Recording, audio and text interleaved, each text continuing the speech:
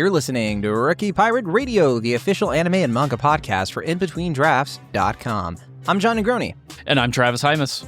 And today we're doing a manga recap of One Piece chapter 1173, titled Warrior Generation. And Travis, I don't give a damn about my Warrior Generation. You know the song? I do the song. I don't even have a comeback for that. That was good. That was one of your best ones. I've never been this happy to hear you. Anyway, as usual, we're going to be discussing spoilers for the One Piece manga up until this point, of course. So if you have not yet read One Piece 1173, be sure to do so now for free on the Viz website or the Shonen Jump app, linked in the show notes, as always. And remember, all new One Piece chapters are available to read for free up until 3 weeks after their official release, or whenever you want if you're subscribed to Shonen Jump, which we are and do recommend. Travis, before we get into the chapter, I got a question for you. Ooh, do tell. Well, you know, we're in Elbaf, and, you know, Elbaf is starting to heat up a little bit, right? There was a bit of a, you know, kind of a break within the Elbaf arc, and now the action started to kick in. It perfectly mirrors Rookie Pirate Radio, which was kind of on a little bit of a poetic, break. Isn't it? And we're starting to heat up. So then my question for you is, I mean, not to put you on the spot, but does that mean we might be doing some other content, some anime reviews, some other Rookie Pirate Radio classics that the fans used to know and love? I mean, yes? Question mark? Well, we all know it's your decision as the anime and manga editor. Yeah, I mean, we haven't done one of those in so long. We've just been getting back into the action of these One Piece chapters. But as we know, there's always a break around the corner. We got to fill some time. I don't think we have a break next week. We don't. So this is the right time to plan. Now, there are two things we want to do. We want to have Allison Johnson on the show because she did catch up and we promised. And we want to have her on, obviously. Yeah, and she's been threatening to usurp the throne from one and or both of us for months at this point. We need that threat to keep us going. Yes. So that's in the air as well. And then, of course, I feel like we would have her on for a manga recap and the classic format. But yeah, we should start thinking about it and put, of course, to the listeners, is there an anime you want us to maybe talk about together and give our thoughts on? I think that could be fun. You know, there's a big season. I'm going to put out a couple out there, and Travis, you can follow me in suit. Yeah. But Spy Family just finished its latest season, third season. Frieren is just going nuts over with season 2. Everybody loves Frieren, especially me and Travis. We do also have Sentenced to be a Hero is going on. I started watching that. I like the animation more than the story. There's all kinds of other stuff that I'm forgetting because I'm put on the spot. Travis, help me out. Yeah, I mean, I'm going to warn you right now. I know what you're putting it out here to like the listeners, and you're like, oh, pick an anime that you know that we're going to enjoy watching. Meanwhile, I'm over here in the back of my mind going, they're just going to say, make John watch Jujutsu Kaisen. That's all you're going to get. I watched the movie. I watched the movie, and the first 2 episodes, you know, it was like a fake movie. It was dumb. Yeah, it was dumb that they did that. Yeah. My friend sitting next to me, because he's read the manga, he looks over to me, and I kind of like, that's weird that it ended there. And he's like, John, I don't know how to tell you this, but it's never going to make sense again. He was like, we're there. This is it. Everything from here is nonsense. Manga readers and anime watchers now will finally understand why I have been saying for years to people in conversation about Jujutsu Kaisen, how do you feel about pachinko? Because you're all going to find out. And the answer is you feel bad about pachinko. You feel really bad. But that's why I know that that's what the listeners are going to want you to do, is discover Hikari and suffer through that with the rest of them. Mamma mia, here we go again. All right, but if there's anything else that the listeners are curious about, drop us a line in the Discord. Yeah, I remain compelled by Orange's readaptation of Trigun, which came back. Does have a new season? It's a second series, basically. It's called Stargaze, and it comes out of nowhere with just the most unhinged, bizarre, different kind of energy just from its opening alone. That I was just like, what the hell is this exactly? Which is how I feel about Stampede as well when I got to the end of it, but it fascinates me to no end in any case. All right. I'm kind of browsing the In Between Drafts anime section. All of you should check it out. And I see Looks like we have some episodic coverage of Trigun Stargaze. Look at that. We have Hell's Paradise Season 2. I forgot Hell's Paradise is back. I dropped off in the first season, but I would be down to finish. I didn't have a problem with it. I just kind of, I don't know. And then you and I are polar opposites. I do want to see this. I see that Allie covered it for the site, and I don't know if you saw it already. Yeah, it's very cute. I've been keeping an eye on the manga as well. Since we're sharing our updates, Sean, I forgot to tell you, I have been reading My Love Story with Yamada. Now that the manga has finally been coming stateside, I'm like 4 volumes in, and it's incredibly adorable. Nice. I have the first volume behind me on my bookcase somewhere. Yeah. I'm not gonna fish for it, but yeah. Yeah, it's I'm such a fan. It's such a cool. I hope they come back for the anime comes back. That is. But I feel like it did reach a natural conclusion, so I wouldn't mind if it just kind of, whatever. But all right, time for our love story with One Piece, and that, of course, is going to be One Piece chapter 1173. Now, this one, we have another cover or reader request. This one, it's like Usopp has some honey on his nose, very adorable. Chopper's right there. Looks like he's about to eat Usopp. That's fun. My only thing with this, I feel like we're due for another cover story, right? And, Tekking put it out there. I watched Tekking's coverage on YouTube, and Tekking was like, hey, I mean, if we're going to do an Egghead cover story, the 2 characters he put out there is like, let's see what they're up to, would be Stussy and Sentomaru. And I'm good with that. I think that'd be a lot of fun. But my only thing with Travis, I'll get your opinion on this. There are also all the other places we went to outside of Egghead, too. There's Kid. We don't know what's going on with him, although he's probably close by. Law and Beppo obviously are out in the weeds. I doubt we're going to get anything with like Garp or Kobe or Hachinosu, because that's getting more kind of mainline stuff at this point. But yeah, I mean, we could get other cover story. It doesn't have to be, Egghead related. What do you think? Also, there are the other Vegapunks. They're kind of out there in their own little virtual world. Yeah, it's one of those things where, we haven't done Decks of the World since before Wano at this point, and we discovered pretty quickly in Egghead why that was the case. It could be nice to finally do that. However, we should probably keep in mind the one kind of lingering theory that might be why we haven't gotten a cover story, and that's because the grand theory that time on Elbaf moves differently than in other parts of the Grand Line, so there is the possibility that the world will look differently. I am not a subscriber to that theory because we already have one very large detail, which is the Holy Knights and what's going on in Marijoa, that kind of debunks this whole theory, because, there's just the idea that all of these things would be happening and then it would be done by the time we're done on the island just doesn't really click for me. But if Oda wanted to drag that theory out, doing the Vegapunks in the sky is a pretty obvious cover story, because you wouldn't need to worry about anything timeline wise. They're just going to be up there. It's kind of like Enel's story. You can kind of just do it and make big revelations, and it's going to turn out to never matter because he's never coming back apparently. So, that would be something.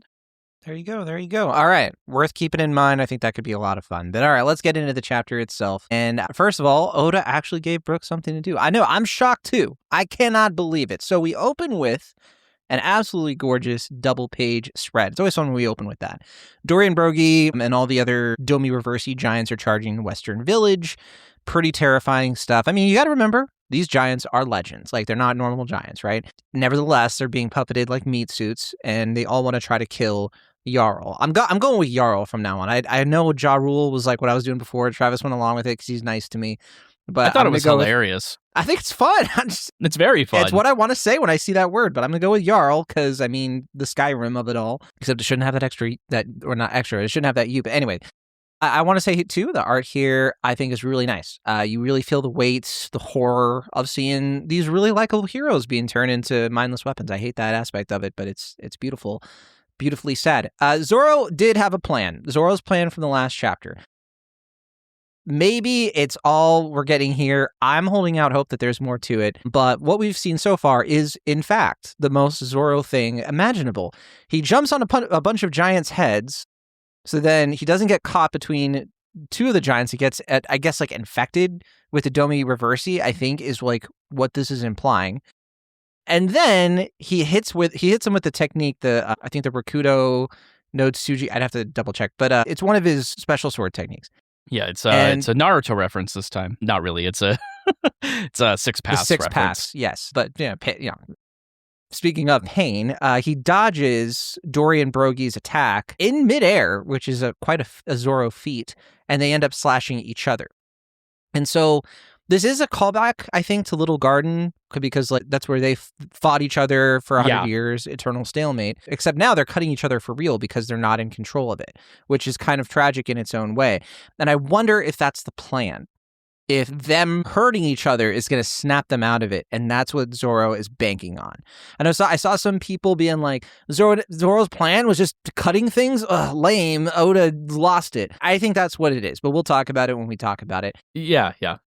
But then, so I would say the central beat of this, the core of this chapter is all about Brook, the meat of the chapter. And he doesn't even have meat on his bones. Brook crawls over, still tied up. I think we were kind of assuming he'd be astral projected, but no, he's still tied up with the arrows. And he crawls over to Gunko, and he does recognize her. He calls her Princess Shuri, which for a lot of you Black Panther fans are kind of like, I said it to Travis before we started recording. I was like, Wakanda forever. But we know that, based on the volume covers and stuff, even though Gunko hasn't appeared in the anime, she does have blue hair. She does also have those kind of chromatic eyes from the emu possession, but as always kind of had this weird eye pattern thing.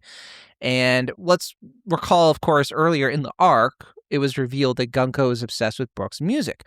So, and we also had that quick little flashback showing that she knew Brook when she was young. And so you're kind of expecting Brook to be like, oh, it's so good to see you. How you been? Oh, my goodness, how is this possible? You're over 80 years. But instead, Brook is just like, I'm going to kill you because you killed your dad. Calls her a father-killing princess. Did not see that coming. According to Brook, she murdered her own father. Obviously, this is going to be some kind of misunderstanding because she's literally being possessed right now. But we also learned that her father was Brook's benefactor. So kind of his version of Shanks, right? And so more Brook lore, as Travis likes to say, trademarked, Travis Hymas, THTM. We'll get into that too. But more and more Brook backstory is coming into play. We knew that he worked for a kingdom in the West Blue before he became a pirate with, what's his name? Yorkie. Yorkie, thank you. Yep. So the Rumbar, before he was with the Rumbar pirates, he, was kind of part of this army. So we're gonna talk about that too. And Brook is upset, doesn't want to remember Shuri. It's a very devastating line. He's got some trauma, and somebody he probably protected as a kid and shared music. And so it's a little bit repetitive of the Loki stuff. We'll get into it, I guess. You killed your own father. And it's is it going to be a copy of that? Anyway, Gunko appears to waver. And for a moment, she actually breaks through Emu's control and tries to tell Brook to run and everything like that.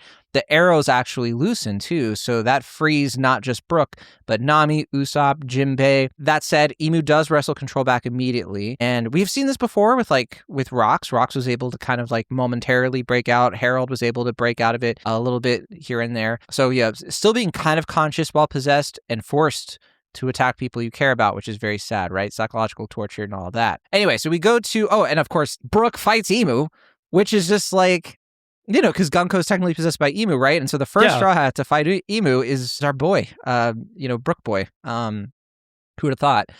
Certainly not me. So yet again, it's a repeat of Whole Cake Island where Brook just pulls W's out of nowhere, yeah. Right. So anyway, meanwhile, the giant children, their parents, are fighting this kind of Nika big monster together because they're all warrior generation, right? So hence the title of the chapter. It's kind of like a fulfilling of, Jarl's whole speech from the last chapter, right? So we see Gerd, Goldberg, and Rodo show up with this absolute banger of an attack. They do a 3-person version of Dorian Brogy's Hakoku Sovereignty, except they call it Kokoku Sovereignty, which translates to Roaring Nation, and it pierces straight through the fake Nika monster's body. Great technique, great moment for Hijruden's crew, right? Really cool power scaling we're getting here. And then in what might be the funniest ending of any chapter in recent memory, for me at least, or in terms of a chapter ending on a punchline, the Nika body goes flying towards Summers. He baits it away with his club. He's like, whatever. But then it crashes directly onto the escape ship and sinks it. This guy is just what a loser. That's the ship they need to kidnap the kids, and he just, ruined his own mission. I guess it's Killingham's monster, to be fair, but still. But yeah, his face in the final panel where he says, and not, it's, and in the translation, it's like, oh no, or oh shoot. It's like, they do. Yeah, they do. Really oh shoot. Yeah. Yeah. This is for kids, right? Priceless moment. I would say he's probably the most incompetent Holy Knight we have seen so far. Not that we've seen a lot. Yeah, but they're not exactly high batters, if you know what I mean. Yeah, Garling himself may be a fraud for all we know, but this is a top tier. I love these kind of reaction faces. It's been a hot minute since we've gotten a good Oda reaction face, so this is excellent. I love the Nika reaction face too as they blast through him. It's just it's very like almost goofy. Again. Yeah, it's goofy, but it plays into that art style so well. I love when Oda gets to change it up. Oda gets to change it up artistically, and it's a lot of fun.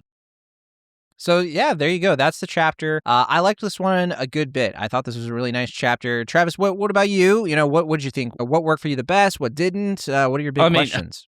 I mean, obviously, let's start chanting about the Brook lore, right? That's kind of the big piece. I mean, he's 1v1ing God right now, not even realizing it, so that's pretty incredible. But there's a lot of things that this opens up for him specifically, and also just for our understanding of how these things work, really. Notably, you mentioned that there's some parallels to Loki, and there definitely are.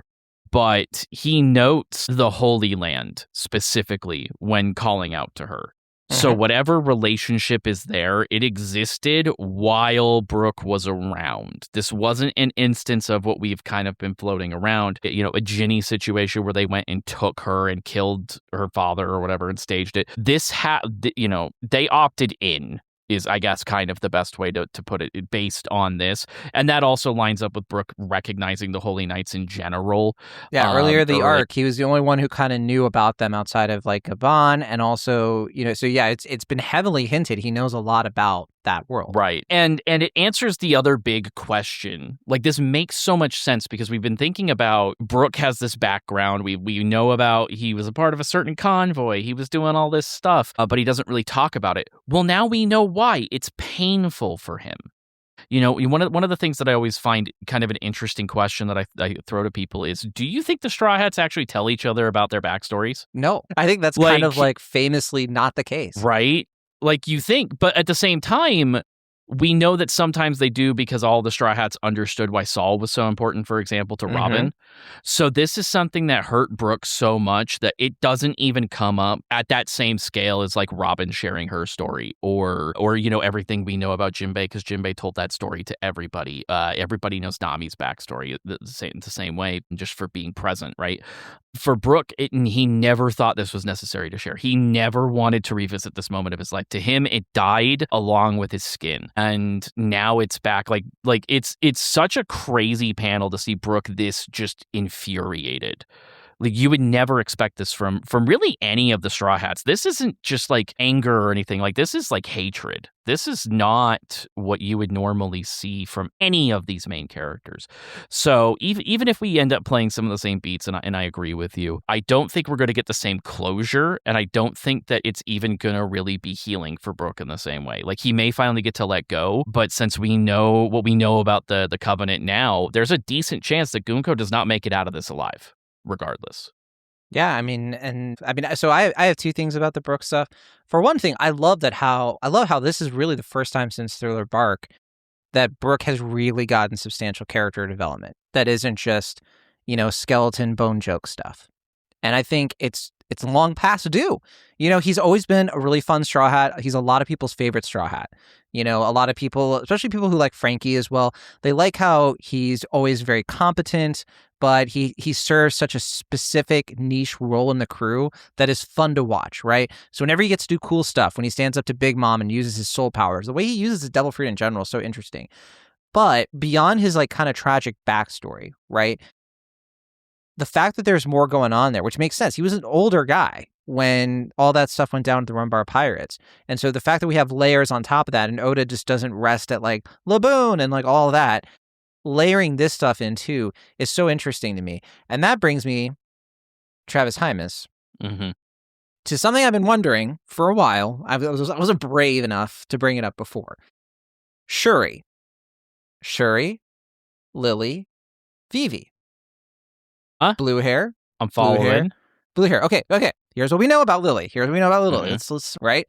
We know that Lily was the Nefertari representative among the 20 founding families who created the world government 800 plus years ago, right? Yes. She was supposed to become a celestial dragon, but refused. The Nefertari family stayed in Alabasta, except Lily herself never made it back to Alabasta. She disappeared after the Void Century events, as far as we know. She's also the one who scattered the poneglyphs globally, per Emu's revelation, I believe. We know she was involved. Yes. We know she was involved. Yes. Emu has a specific fixation on Lily, keeps her photograph, was obsessed with Vivi, who resembles her. Emu, more like Incel. Anyway, here's what we know about Princess Shuri, right? Apparently from either the West Blue or the South Blue, trying to remember the lore there, is one of those two. Blue hair, even Brook recognizes it. The different colored eyes, that's heterochromia, I think is what you call that. 80 years old in the current timeline, somehow became a holy knight, was there for God Valley, killed her father, a king, under mysterious circumstances, and Brook was kind of like her guardian, kind of similar to like Vivi's Pell, right? Theoretically. Theoretically, right? So, blue hair in One Piece is not common. It seems to mark specific bloodlines. What if Lily founded a South Blue kingdom or a West Blue kingdom? I'm trying to remember which one it was, but one of the two. So she didn't become a celestial dragon, couldn't go back to Alabasta, maybe because she was being hunted by Emu and had to hide. Maybe was injured or dying, something. Didn't want to endanger Alabasta. Made a deal to protect Alabasta, who knows. Flees somewhere super far away, establishes a new kingdom under a different identity, maybe. The kingdom maintains the Nefertari bloodline traits, but in a totally different branch. And maybe that kingdom is possibly guarding something very important, Travis Hymas. Like a road poneglyph. Because here's the thing, they probably don't exist anymore. Mm-hmm. And where could they possibly be? Marked by be flames, at the scene. maybe. I'm just saying. I will say, I mean, obviously, you Thelma and Louise did this whole thought process right off the cliff there at the end. I always appreciate that. But I mean, it can't be a coincidence, right? Even if it is literally a coincidence, and somehow these two families just happen to have blue hair traits. Debatable, let's be honest, but it's possible. The idea that this is a completely random for Emu, absolutely not. This is on purpose. This guy has got a fetish. That's the only way to put it. I mean, 100%. So it goes back to this, like, we are supposed to be marking this pattern. You know, we've had plenty of people be like, oh, Emu stole Lily's body. I don't know that that's what it is. It's more likely he killed her, in my opinion. That seems like the most likely outcome. Because it's not like when he was confronting Cobra was actually telling him anything he didn't already know. It was more vamping for the sake of getting mad about it. So to me, it seems more likely that that's kind of where Lily's story ends. It's completely tied up with Emu's. But other family members, the bloodline itself clearly continues. I mean, there's no way they're not somehow related, at least by these traits, or at least by, the D, right? Like, this is probably a similar situation to the Davy or the Buccaneers, where they're like, no, your future is servitude. You belong to us now. That seems to be the recurring theme. Yeah, I think all fair analysis, and as usual, we have to table this discussion for when we learn even more. But we'll keep track. I want the Marked by Flames thing to come into play at some point. Right? Yeah. It's taken a minute. And part of the reason I'm thinking about it a lot is this idea of like something happening with this kingdom 80 years ago. And in that time period, Roger coming along, 40 years ago. Like, there's something to that for me of like the transition from like a world order where suddenly the road poneglyphs get put back into place. And I think that can't be a coincidence that Lily was connected to that. And we have this like surprise possible Nefertari out there. Interesting stuff as usual.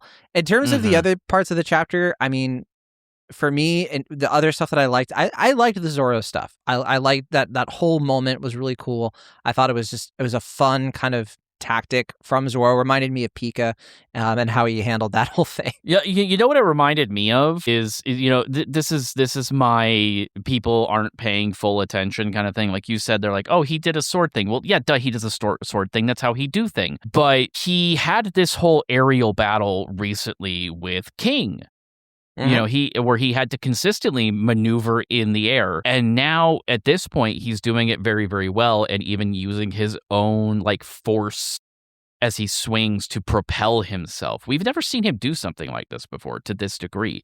This is, usually he's pushing himself forward to do a strike, not using the strike to propel himself back or maneuver in the air. This is how these Straw Hats grow over time. People always want to see, we just talked about how Brook hasn't really gotten to quote unquote like have a bunch of character development, and there's truth to that. But this idea that he's done nothing, that he hasn't grown, that there isn't more to him that we've picked up on is just not true. It grows at a almost glacier pace. Yeah, they're experience points. It's a glacial pace. But think about it. Just in Egghead, we had most of the weakest Straw Hats fight off one of the Gorosei. Mm-hmm. Like, it took all of them, but they did. Like, we can't just pretend that they haven't done anything for multiple arcs. That's just not true. It just doesn't feel like it because they're not the center of attention, because they're pieces of a larger whole, and we've had a lot of Luffy stuff we've had to work on recently. But Zoro just picking up this like, hey, I'm gonna learn how to maneuver in the air in case anybody else has wings, and that's how he learns. We talked about this last week. That's how he learns. And also, he can't be one of Luffy's wings if he unless can't fly. He can do that, right? Yeah. I'm sure it bothers him that like Sanji has that maneuverability, and he doesn't. Yeah, and so I think that there's a lot to that, and I totally agree. So yeah, I think that was all great, and I really liked the whole Warrior Generation climax of this, and seeing those characters get to really step in and do something, not just like Straw Hats saving the day yet again. One thing that didn't work for me with it, I mean, I'm still kind of like, I want to check in with some people. Like Luffy, Loki, Frankie, like what's going on? I think they've been absent for a while. I understand that Oda needs to move other pieces around. It's getting, not frustrating, but it's getting a little bit like eyebrow raising for me. Yeah, I guess we're going to get that moment where they show up and shift like everything. I'm kind of curious, like, is this going to be when Luffy confronts Emu? Maybe. I don't know how that's going to turn out. I still feel like because things are going a little too well now. Yes. Again, we did this before. We had this same talk back when we thought that Summers was defeated by Gabon, and we're like, Shamrock has to come back. Otherwise, it's something has to escalate. There's an entire part of this island we haven't visited yet. Mm-hmm. I know we said we were in Act 3 before, and, we've got a map, and it really does feel that way, but I can't help but shake the sense of some sort of fake out coming. Either, like, Emu doubles down because Brook has triggered this whole reaction, or, Shamrock comes back, like you said, like some sort of larger escalation that forces us to either move higher up Elbaf or extend this arc out. Something has to happen, because you're right. Luffy and Loki have to show up eventually, right? Like, right now, at this point, they don't even have anybody to fight. Well, I guess Killingham is still kind of running loose, right? Yeah, but we've got people heading to the library to deal with that too. So it's we just haven't done that. Sanji can take care of him, and then Zoro's already kind of like wrapping things up, it seems. So you're right. It is a little bit like, all right, the deck is kind of stacked here. Yeah, the shoe's gonna drop because this happened earlier in the arc. We thought this was gonna be breezy, and then all of a sudden it got a lot more complicated. And then we got the big flashback. And I'm not saying we're gonna get another flashback. Oh God, please don't let us get another big flashback. But it really does feel like we're still like got a lot of these balls up in the air that we haven't picked up on, like Loki's devil fruit and the whole higher tier of Elbaf, and how much power does Emu have here? Like, what is our actual threat level? We're like Right. We just watched Dory and Brogy like cut through each other, right, with just their force, but Brook is able to deflect Emu with a shield. So clearly, Emu is limited by the body he's using. What if he swaps bodies? Yeah, Does that change the math? Maybe. I don't know. Well, and then the other thing I'm wondering is, because technically this isn't like Egghead where somebody was already there to like have the summoning circle, right? The summoning circle was already there, which is how these Holy Knights are here in the first place. And to me, it's not totally 100% clear what the rules around that are, because similar to what happened in Egghead, basically, like the Gorosei, like after Joy Boy's Haki knot, they were all like shooed back to Mary Joa. Stands to reason, like, okay, that's how you can maybe, Haki blast them out of... Like, there's no one on the island right now that wouldn't happen to. Like, theoretically, all of them could just get teleported back out. There's nobody who sailed there. The biggest issue is that there's no one here that can do that right now that we know of. That took stored up Joy Boy Haki to achieve. Now, admittedly, that was a big feat considering the Gorosei were all there, etc. Yeah. But more Holy Knights can show up, too. That's the other thing. Shamrock can still come in. That circle is still there. And not only that, but they're also, like, Garling could show up for all we know. Shanks could, I don't know. Yeah, I mean, happen? Who knows? Maybe Kid drags himself out of the ocean. Anything could happen, right? Anything. Like, but that's kind of where we're at. Is just Luffy's not doing a bunch of punching yet, so there's still potentially a whole lot of things we got to do before we get to that point. I will say that in terms of like Shuri killing her father, if it is under Emu's control, the idea of it being similar to like Loki having to kill Herald, it would fit a pattern that is narratively interesting, where Emu consistently forces royal children to commit patricide in order to destabilize kingdoms and uses that to control those kingdoms, right? So there is something there, in terms of like that would be history repeating itself. It's a tactic that Emu uses. And so that symmetry would work better for me than it just being like, again, Right. And there's of course the larger thematic argument here, right? Emu is someone who steals freedom. He steals free will. It's he tricks people or raises them to willingly sign over their autonomy in exchange for power. He can even to a certain degree force that upon people. And of course that parallels what Luffy is supposed to be, right? Is this kind of warrior of liberation, and the Nika powers in general, why they're so antithetical, because it's just the coin flip opposite of what Emu represents. So because Emu is still this relatively new concept in the series, and we're really hammering home that the themes that have always existed but have always existed under the surface, now they're just the surface. Like we're like subtext is just text now, and we're already trained to pick up on this at this point, so it feels like we've kind of done it to death, even though we haven't quite yet. We're getting there, though, I will admit. We are. Let's take a look at some comments here. Anime for 8 wrote, "Man, this chapter was quick." Yeah, I mean, for me, it flew by. Fawful Mark 2 said, "Even in an imaginary form, Joy Boy / Nika still comes up with a way to ruin the Royal Knight's plans." Well said. Indigo Pegasus said, "Finally, things are starting to look up." Oh, don't say that. Careful. Fireball Dragon said, "I still can't get over Viz not changing Zoro's name back. And wow, Gunko / Shuri must be one of the only pretty ladies whose presence didn't prompt Brook to ask to see her panties. That says a lot." That's a good point. That's true. I mean, he literally can. That's also notable, but he's not even reacting to it. Black Knight Halberd 42 said, "I have to respect the spite it takes to crawl like a worm with all limbs bound just to yell, 'Hey, F you' at someone." I'm glad we're not immediately taken back to backstory land, but Brook's relationship to Gunko just got much more interesting. I don't think anyone expected there to be an antagonistic relationship between Brook and Gunko / Shuri. That could go a lot of different directions, but Oda needs to handle this carefully. If it's painted like Gunko killed her father and the civilians she killed on God Valley, purely powers can't carry him through. So yeah, I mean... He's a Nepo baby, literally. Yeah, there you go. And I agree. I think the idea of like Gunko having no agency would just be kind of like... It would suck, right?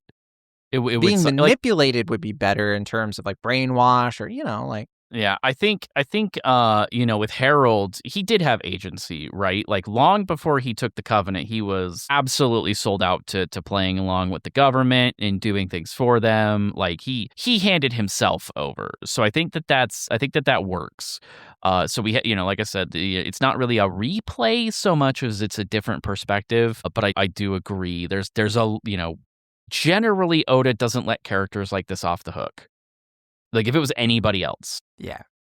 Delfino said, "As it stands, Brook still might have my favorite backstory of all the Straw Hats. That being said, what we got about his past compared to the others is relatively little, so I can't wait to see what Oda is cooking up between him and Gunko." Yeah, Brook's backstory, I really like it, but for me, nothing compares to Robin's. It's Robin all the way for me. Also, I feel like Yeah, Chopper she is got it. definitely up there. Nami is up there. I mean, there are a lot of great backstories. Sanji kind of came around. Yeah, it's one of those things where it really comes down to how you feel about Laboon more than you feel about Brook, I think. That's in true. that conversation. Like Laboon is just so adorable in that flashback, and if that works on you, it works really, really hard. Why do you think I liked Avatar Fire and Ash as much as I did? We had a whale court. It was awesome. The Rich Master said, well, glad they had the mind to take out the ship. Yeah, I was kind of wondering. I was like, oh, yeah, why didn't they think of that in the first place? But I guess the kids are still going to go off the cliff. The arrow's still pointing, the arrow's still there. But I mean, if they can beat Summers, then that's a moot point. They can just catch the kids at that point. So it still comes down to beating Summers, and it looking like that's going to be easy. That's the thing, though, because Summers can like start to pick the kids off by like using the thorn. So they have to find a way to beat him quickly before he's able to do that. It's kind of complicated. I'm telling you, this is Sanji's moment. This is the time for the other wing to awaken his conquerors, Haki. Like I'm waiting for it. Let's go. A Snicker Snack wrote, Zoro soloing the giants. Dang. Emu, that's a translation for me, by the way. Maybe Emu also took over Gunko to kill her father. Looking forward to another flashback from Brook's deeper origin. Hoping said flashback would connect to more details on Emu and God Knights, since it was during or possibly before Roger's era. Gunko's possessed form seems like a clue to Emu's devil fruit, like the original devil fruit or something. And I think it was Summers who destroyed the ship and not the giants. Oh, because he deflected the Nika monster, it looks like. Yeah, I don't think we'll get like a big backstory flashback thing. I could see it being a couple of panels, of like a quick, like, because we just went through such a big thing. I don't see that happening, me personally. Yeah, it feels more like this is going to be the kind of thing that we either visit later as a part of a larger flashback, like we did surprisingly sliding God Valley into 2 different flashbacks. That feels more like what we would do, which could mean that it might not happen until we finally get Emu stuff, if we're being entirely real here. But that whole thing, by the way, about Gunko's possessed form being like Emu's, that's yet another feather in my cap for the idea of like, well, of course, Shuri or somebody connected to the Nefertaris, potentially to Lily, would have Emu would have some kind of like special, fixation on them to share a lot of power with them, or specifically a replication of their power. And I also really like how it plays into the fascination with Vivi, and how that extends. Maybe Emu looking at Vivi as like the next Gunko or something. Is he just Anakin Skywalker? Yeah. Is that is that what it is? He was the chosen one, and is Obi, Joy Boy, Kenobi. Well, I mean, I mean more of just like the Padme thing. Yeah. Like if you look at like I'm about to do Star Wars stuff, but like if you look at like extended universe stuff, one of the things that they basically write into the Vader character is this something of an obsession with either bringing Padme back or trying to actually understand what happened that day, the whole thing. Like he's constantly motivated by her loss, basically up until he finds out that like Luke exists. And that almost feels like what we're dealing with Emu, like whatever, like there's regret there, and he's just trying to use this immense power to get it back, and he never can really do that. I think that just plays into my, like, he's a kid, right? Like, he's just a perpetual child and is petulant as a result of that. Like, that kind of still feels like, that could be a thing, and he just wanted to control her and couldn't. But, the whole, like, it's the original devil fruit or anything. We've heard a lot of theories on that, where it could be the source of devil fruits, where, like that's why they all sink, is because it's the sea devil. I kind of wonder at this point if it really is just Emu or whoever had it originally, like, I wish I had the power to control people. What if it's really just that simple? And it took the form of a cartoon devil because comic book, right? Yeah. Because the devil tail looks like an arrow. Yeah. It's that simple. Yeah. So I still feel like that's where this seems to be heading in that direction, but we just still don't know. Thinking that flashback is gonna be nuts. Well, look, Shuri is masked, right? And so once that mask comes off, what do you think she's going to look like? I think she's going to look just like Vivi. That especially would be because this arc has invoked Vivi already. Don't forget. Yeah, like she was trying to reach out to the Straw Hats. So like her coming back into the story, it's time. Okay, so here you go. Here's why we haven't had Luffy show up yet. Is because Brook is going to unmask her, and that's when they show up. And Luffy thinks it's Vivi. That's why the long hair, like, it grows out, so that Luffy thinks that something has happened to Vivi. That That'd be would set perfect. him off. That would set him way off. Yeah, there you go. Two Anime said, there's more to Brook than just Laboon the whale. Ooh, interesting. And clever Zoro of avoiding getting Domi Reversi by attacking from above. And of course, showing why moms are strong is crazy. Looks like the tides are turning bit by bit, meaning the first one to get Nika punched by Luffy seems to be Killingham. Also, we're 4 weeks away from season 2 and got a visual art of the heroine OVA. Is it already 4 weeks? I thought it was going to be April when the anime comes back. It's March? Yeah, it's April. It's coming back. Okay, so maybe they mean the live action season 2. I'm thinking of the anime. Yes. Yeah, Live action, we are 4 weeks away. That makes more sense. And yeah, we did get a key visual for heroines. I'll have to. I It want to see. It looks pretty. I don't know what else to say about it. Okay, Looks pretty. Blue Kuribo said, "Good news. The ship for kidnapping is destroyed. Bad news. The kids are still following the arrow over the clouds." Yes. Tagahanga said, "Dang, surprise Brook backstory, it being deeper. And Brook going toe-to-toe with Emu/Moo? Is that like Brogy and Dory's attack on that giant fish in the early travels? Maybe. I don't remember." They're referring to Goku's sovereignty. It's a reference, but like you mentioned, okay. But like you mentioned before, the panel of them cutting each other does mirror the little garden introduction when they first fight each other. Got it. Yep. A Kenshin Goku, which also kind of ties into that attack because Gokuku is the other translation. Anyway. Yep.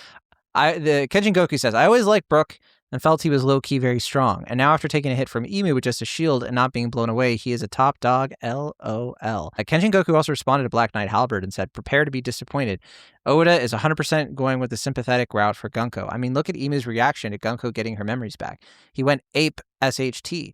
He is trying hard to kill Brook right now. But I agree with you again. I really hope we don't go that route, but I suspect it's going to happen. I really wonder who Gunko is to Emu. She was his servant at one point, or at least I think she was a servant.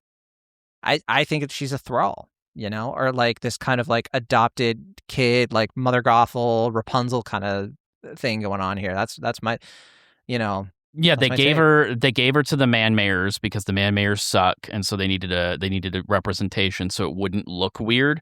Because you have to remember, none of these people know who Emu is. They don't know anything about it. That's why Shamrock had to go back to the Holy Land, because Emu can't go fix that problem. He would out himself. So it's genuinely easier to do things the way that he's doing it. But as a result, what do you do with Gunko? You can't, you recruit her, you put her in a family, the whole 9 yards, and you make it look clean until you complete the covenant, basically, is what it feels like. Ignitia said, considering what happened to Harold, I suspect Shuri will become a sympathetic character, if only to receive a mercy kill to be free of Emu's influence at the very least. Otherwise, she may become the experiment to prove that Emu's influence can be broken. Yeah, that's an interesting way to look at it, right? Because I think that's what we are going to get from this arc is how to stop Domi Reversi. Like, get some kind of like template for how it works. I hope it's challenging and it's not just like this easy, like, oh, figured it out. But, Well, and people have been. It's important that like a lot of people having this conversation are mixing up Domi Reversi and the Covenants. They are two different things. They probably work differently as well. So breaking, like Dory and Brogy are probably going to be easier to break because we saw that happen with rocks. We have yet to see anybody break the Covenant beyond Harold's resistance long enough to die. I'm gonna skip a few. Most of these comments are about the ship. Kind of reiterating that stuff again. Lionblade said, the sound that everyone just heard is of the Holy Knight's big plan sinking down like a destroyed ship, literally. I'm glad that the Holy Knight ship got destroyed, as this means that the Holy Knights won't be able to kidnap the giant kids without their ship. Even so, the fight is not over yet, and with their ship apparently destroyed, the bad guys are going to get more desperate for an advantage in the fight against the good guys. One other thing, though, who was on that ship? Because they came from the teleporting circle, right? How did that ship even get there? I forgot. I think it's just one from the harbor that they took. Oh, so it's like commandeer, like it's a giant ship? Yeah, because it was already there, and I think they just picked it because it was already there, but giant ships are huge, so you can't move them easily anyway. Okay. So this, so getting another ship is not because they need a ship that can hold giant children, number one, and they need to get it to a place where they can get the children, number two, so everything has just gotten far more complicated. You could say that Killingham could come in and put Summers to sleep and have him dream up a giant ship again. But he's on the other side of the grove at this point. So they got really cocky, and that's now working against them. They're not unified. There you go. There's some sadness about this being Brook's arc instead of Usopp's. Keyblader 007. It's not over yet. Oh yeah, more so. Everybody wants to talk about the ship. My goodness. Well, it feels like my first real comment since catching up for the second time since I stopped a while before the break. Same page, almost one panel. Oh, this is Derpa Derper, by the way. Same page, almost one panel after Brook tanks a hit from the Supreme and most powerful big bad. Oda writes my boy Usopp doing his shtick. Please don't leave him hanging high and dry, Oda. I beg you for some Usopp development. It was funny regardless, especially with him trying to emit those stink lines in the next panel. Yeah, it is kind of interesting because we are very much in a situation where you kind of have to ask yourself, what does Usopp do here? You know, he's a giant, Domi Reversi target. Like, oh, don't get caught in between them. Usopp is going to have a hard time not doing that, right? It's clear that everything that's going on is affecting him one way or the other. Like, we're seeing a lot of emotions from him to the point where he might be delusional, if anything. But that doesn't mean that, like, we're not going to get to the end of this and not do something, right? Because this is only one part of Usopp's dream anyway. This is just the biggest milestone for him in a hot minute. And there's still plenty that he could do. To be honest with you, he's a pretty solid Killingham combat tier anyway, because anything that has to do with like emotions or fears, I'm thinking about Usopp, right? Because those are the characters he does really, really well against you. That's why he faced Sugar. That's why he faced Perona. I think he could, with some help, take on Killingham, if only to give him just the most ridiculous dream things that he can't control, because Usopp is a coward and a liar, so everything is exaggerated. I don't know. Well, there's a lot to do. To carry that, the last comments from Pikeman, and Pikeman said, knew the ship was going to be destroyed. Doing so is the quickest way to delay one of the good guys' problems. And then says, was hoping it would be an Usopp moment of victory. Him one-shotting a ship from the other side of the island would have been a cool sign of how strong he has gotten. My counter to this, Usopp maybe figuring out a way to basically take down a Holy Knight without Conqueror's Haki would be a way cooler feat. It would be an incredible feat. Right? I feel like that would be more interesting to me if he found some kind of way to fight them, like outsmarting basically everybody else in the story, because right now it's been set up as like, this is the only way you can do it. There's got to be another way.